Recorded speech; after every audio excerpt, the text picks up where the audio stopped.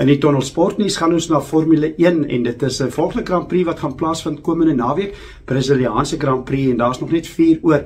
Baie opwindend op die bokant van die puntelys. Voortans is Lando Norris, hy 357 punte. Net 1 punt agter hom sy spanmaat by McLaren, dit is Oscar Piastri op 356. So dit is baie interessant. Die twee het al baie van die wedrenne gewen hierdie jaar. Lando Norris het 6 keer gewen en was 16 keer op die podium. Oscar Piastri het 7 keer gewen en was 14 keer op die podium. En net agter hulle is 'n Max Verstappen wat nader gekruip het. Hy's nog 'n entjie terug.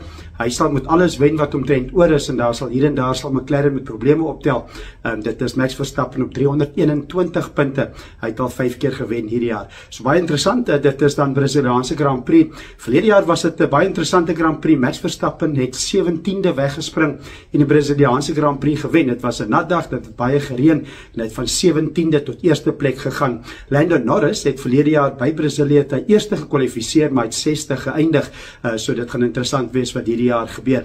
Na die Brasiliaanse Grand Prix is dit nog Las Vegas en dan nog die laaste 2 Qatar en Abu Dhabi. So baie om voor nog te ry vir al die manne. So interessant is Brasiliaanse Grand Prix komende naweek wat plaasvind in Formule 1.